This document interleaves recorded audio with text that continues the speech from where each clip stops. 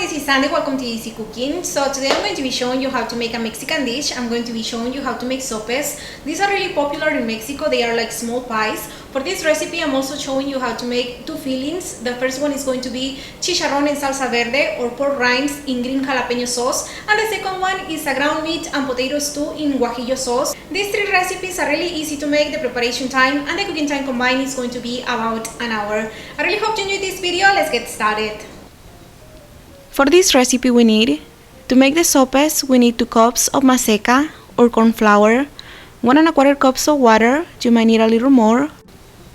We also need salt to taste, and vegetable oil for frying. To make the pork filling we need 1 pound of tomatillos or green tomatoes, 5 to 6 jalapeno peppers. The peppers are to taste, feel free to use less if you don't like it too spicy. We also need 1/4 of a small onion, 1 garlic clove, fresh cilantro to taste, salt to taste, ground black pepper to taste, 1 teaspoon of ground cumin, and we also need 1 pound of pork rinds. To make the red guajillo filling, we need 5 to 6 guajillo peppers, 3 to 4 tomatillos or green tomatoes. The tomatillos are just so it won't be too spicy. You can replace them with 2 Roma tomatoes if you prefer so.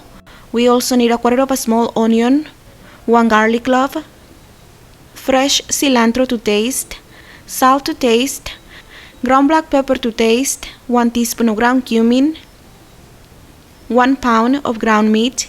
I'm using turkey, but feel free to use whatever kind of meat you prefer. We also need 1 large potato, peeled and cut into small cubes.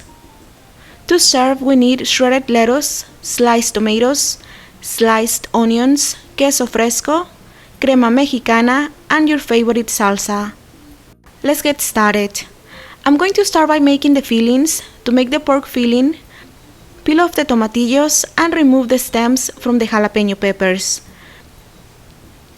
Rinse them with water and place them in a saucepan. Cover them with plenty of water, and we're going to cook them on high heat for about 10 to 15 minutes or until they are soft. Once they are soft, place them in a blender and also add in the onion, the garlic, and the fresh cilantro. I added about 1/4 of a cup of cilantro, but the cilantro is to taste. Feel free to add less or more if you prefer so.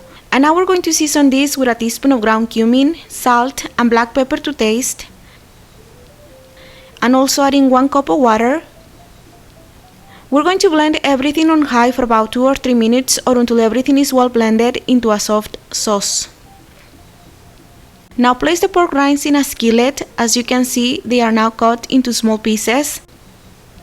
Add in the green jalapeno sauce. Add more water if necessary. You want enough liquid in the skillet to cover the pork rinds. And we're going to cook this on medium heat for about 20 minutes or until the pork rinds are soft. So after 20 minutes or so, taste the flavor and add more salt and pepper if needed. Check the texture of the rinds. They should be softer by now. I think I'm going to cook mine for another 5 more minutes and then they will be perfect. So I'm just going to add a little bit of chopped cilantro. The cilantro is optional, and I'm just going to cook this for another 5 more minutes and then they will be ready. So I'll just set them aside until I'm ready to use them. Now to make the guajillo filling, peel off the tomatillos and rinse them with warm water. Then cut them in half. And now remove the stems from the guajillo peppers and also cut the peppers in half. Shake them a little bit to get rid of some of the seeds. Now in a skillet on medium-high heat, add a tiny bit of oil, and now we're going to toast the tomatillos and the onion for about 3 to 5 minutes or until they become a little softer. Once they are softer, now in the same skillet, add in the guajillo peppers, and we're going to toast them on all sides for about 30 seconds. Once the peppers are nice and toasted, turn off the heat, and in the same skillet, add in about 1 cup of warm water, and just let the chilies and the other ingredients soak in the water for about 10 minutes. In the meantime, we're going to cook the ground meat. So just cook it on a large skillet on medium-high heat for about 10 to 15 minutes or until it becomes nice and brown. Once the meat is ready, add in the potato. As you can see, the potato is already peeled and it's cut into small cubes. Now I'm going to season the potatoes with a little bit of salt, then stir them with the ground meat. And now the guajillo peppers are also ready to be blended. So I'm going to leave the meat and the potatoes cook while I blend the peppers. So in a blender, add in the tomatillos, the onion, the guajillo peppers, the garlic, and the cilantro. Remember, the cilantro is to taste. And also add in about 1 cup of water. Season this with salt and ground black pepper to taste, and 1 teaspoon of ground cumin. We're going to blend this on high for about 3 minutes or until everything is well combined into a smooth sauce. Now pour the sauce over the meat and the potatoes mixture. Stir together, add more liquid if you think is necessary. For this recipe, I want the stew to be more on the dry side because I'm going to use it as a filling, so I don't want it to be super watery.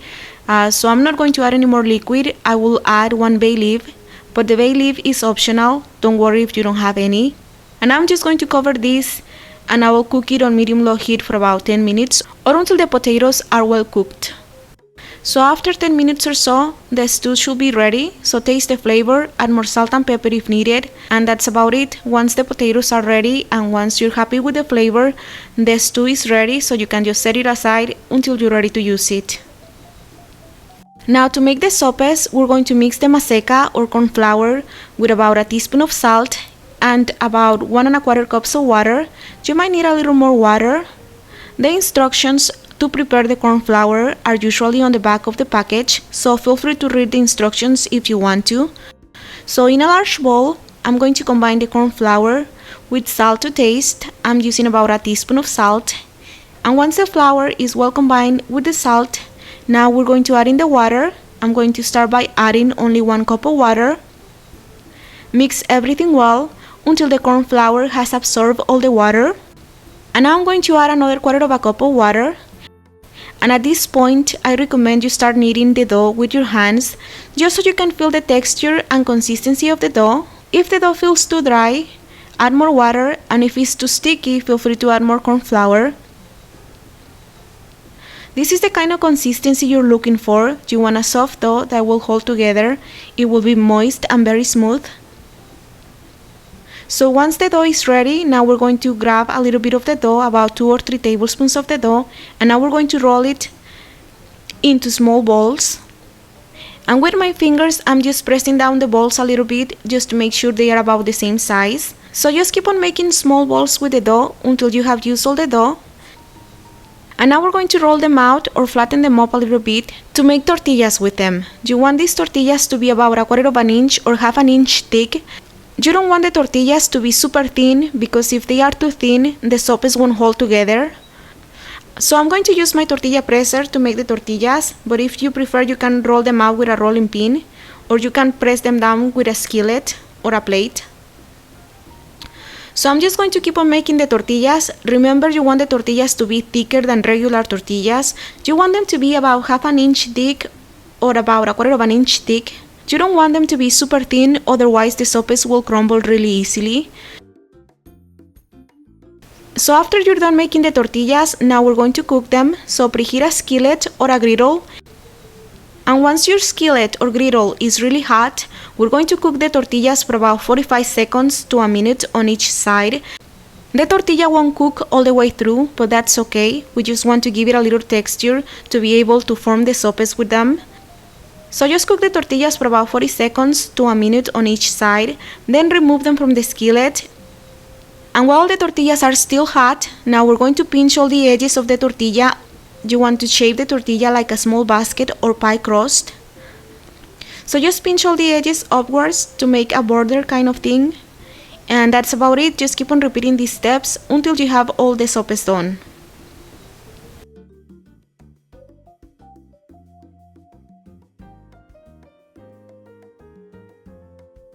Once they are all done, now we're going to fry them. To fry them, preheat plenty of vegetable oil. Make sure the oil is nice and hot before frying the sopes, because if the oil is not hot enough, the sopes will absorb too much oil and they will be very greasy. I like to preheat my oil to a temperature of 325 degrees Fahrenheit. And now I'm going to fry the sopes for about 1.5 minutes on each side, or until they are slightly golden brown. I like my sopes to be really crunchy, but if you prefer them to be in the softer side, feel free to cook them for a shorter time. Once the sopes are nice and brown, remove them from the oil and place them on paper towels and continue frying the rest of the sopes. And once they are all done, you can start filling them. So here I have my fillings, the pork rinds, the guajillo meat stew, and I also have some chicken tinga. So I'm just going to grab one of the sopes and I'm going to top it with the filling. You can use any kind of food you like to fill the sopes. The possibilities are endless. Whatever you put in them, they will be delicious. So after you are in the filling, now we're going to top them with shredded lettuce, tomato slices, onion slices, queso fresco, crema mexicana, and of course, don't forget to serve them with your favorite salsa. And I love serving mine with pickled pork skin. And that's about it. Enjoy!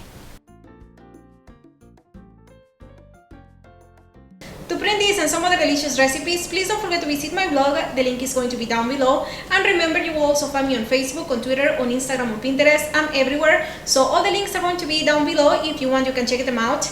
And of course, don't forget to subscribe to this channel to be notified of future updates. Thank you so much for watching, and I'll see you next time. Bye bye.